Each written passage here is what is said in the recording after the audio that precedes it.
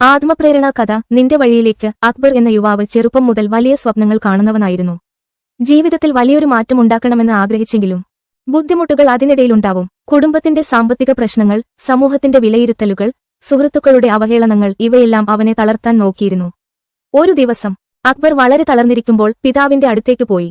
അച്ഛാ, ഞാൻ എത്ര ശ്രമിച്ചാലും വിജയമില്ല. ജീവിതം എനിക്ക് നീതി കാണിക്കുന്നില്ല എന്നു പറഞ്ഞു. അച്ഛൻ ചിരിച്ചുകൊണ്ട് അടുക്കളയിലേക്ക് നീങ്ങി. അവിടെ ഒരു പാത്രത്തിൽ വെള്ളം നിറച്ച് അതിലേക്ക് 3 വസ്തുക്കൾ ഇട്ടു.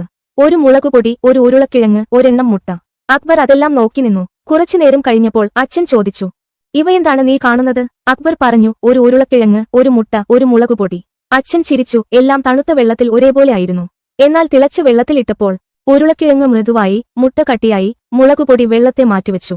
അതേ കടുത്ത സാഹചര്യമാണ്, പക്ഷേ പ്രതികരണം വ്യത്യസ്തം. നിനക്ക് തിരഞ്ഞെടുക്കാം, ജീവിതത്തിലെ ബുദ്ധിമുട്ടുകൾ തളരണോ, അതിന്റെ സമ്മർദ്ദത്തിൽ കൂടുതൽ ശക്തനാകണോ, അല്ലെങ്കിൽ പ്രശ്നങ്ങളെ മാറ്റിമറിക്കണോ? അക്ബറിന് അച്ഛന്റെ വാക്കുകൾ മനസ്സിലായി. അവന്റെ കണ്ണുകളിലെ കണ്ണുനീർ പുതുക്കിയ ഉദ്ദേശശക്തിയിലേക്ക് മാറ്റമായി. അന്നുമുതൽ അക്ബർ ജീവിതത്തിലെ എല്ലാ വെല്ലുവിളികളും മനസ്സാക്ഷിയോടെ നേരിടാൻ തുടങ്ങി. അവൻ അപ്രതീക്ഷിതമായ അതിജീവനം പ്രാപിച്ചു, വിജയത്തിന്റെ കഥയിലേക്ക് വഴിമാറി. ജീവിതത്തിൽ കടുത്ത സമയങ്ങൾ വരും. എന്നാൽ നീ ഏത് രീതിയിൽ പ്രതികരിക്കണമെന്നത് നിന്റെ തെരഞ്ഞെടുപ്പാണ്.